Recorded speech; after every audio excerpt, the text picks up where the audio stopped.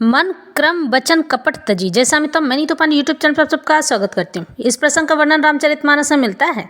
इस प्रसंग में जब कबंध राक्षस को श्री रामचंद्र जी तीर मारते हैं तो उसे समझाते हुए कहते हैं कि मुझे ब्राह्मण कुल से द्रोह करने वाले लोग अच्छे नहीं लगते हैं, और यह समझाकर उसे सद्गति देते हैं।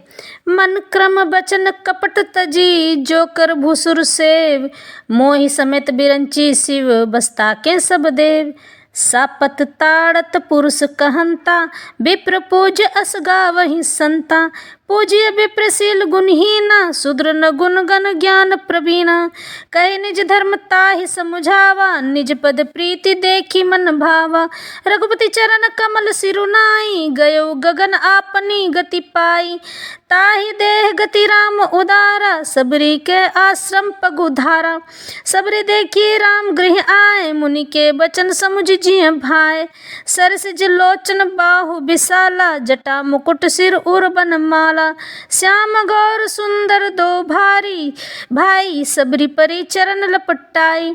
इस पर मन कर्म वचन और कपट से छोड़कर जो भूदेव ब्राह्मणों की सेवा करता है, मुझ समेत ब्रह्मा शिव आदि सब देवताओं को वो देवता उसके वश में हो जाते हैं।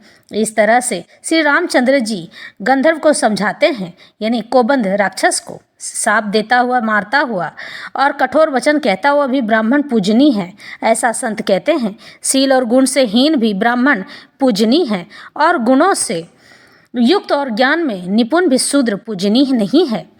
श्री रामचंद्र जी ने अपना धर्म भागवत धर्म कहकर उसे समझाया।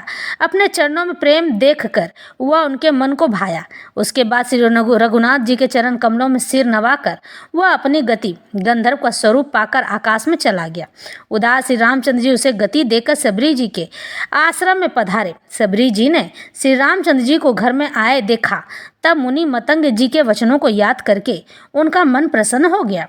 कमल सदृश नेत्र और विशाल भुज वाले, सिर पर जटाओं का मुकुट और हृदय पर वनमाला धारण किए हुए सुंदर सांवले और गोरे दोनों भाइयों के चरणों में सबरी जी लिपट पड़ी।